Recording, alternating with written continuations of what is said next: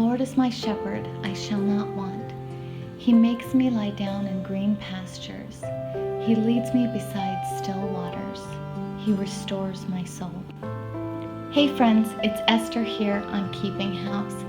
I want to walk with you a restoration trip I just took, what the process was like and what I learned. As a quick note, I want to be clear that something like this doesn't have to be expensive. I drove my own car and spent about $50 on gas. I got a quaint Airbnb. It was peaceful and beautiful, but small and inexpensive. I brought groceries with me from home and got some nicer things like hoagie rolls and some chips that were my favorite and packaged them up so that it wouldn't be too expensive. And then I ate roughly one meal out a day plus coffee. I live a very intentional life, and I love my husband and my son. I love leading people and being able to work in ministry, and I love pouring out my life, but I also know that it can be exhausting. And my husband and I teamed up to provide an opportunity to restore. He took a few days off of work, we scraped some money together, and I took some time for myself to rejuvenate.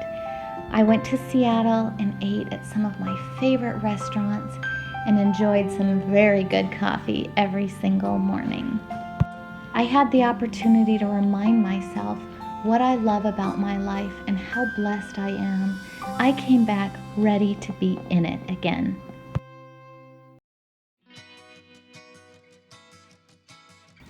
The first thing I was excited about was time to enjoy something special, a good cup of coffee and a treat, while really spending time in the Word of God.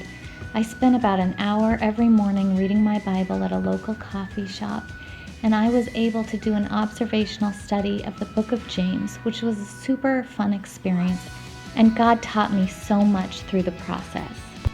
The biggest takeaway verse from the whole book was James 2:13. For judgment will be merciless to the one who has shown no mercy. Mercy triumphs over judgment. The next thing I wanted to do was to do some things differently than I do in my day-to-day life. So I took the bus downtown, went to an art museum. It was free that day.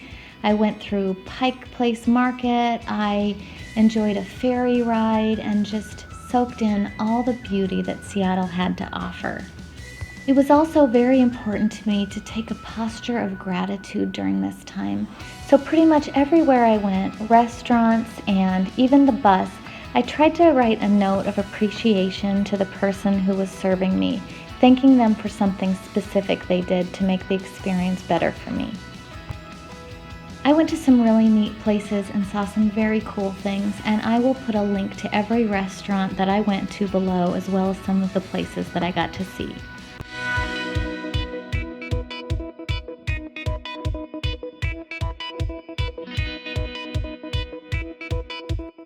Lastly, I really wanted to be able to see some friends and family and just rejuvenate some relationships that I don't get to pour into very often without the baby being the center of attention.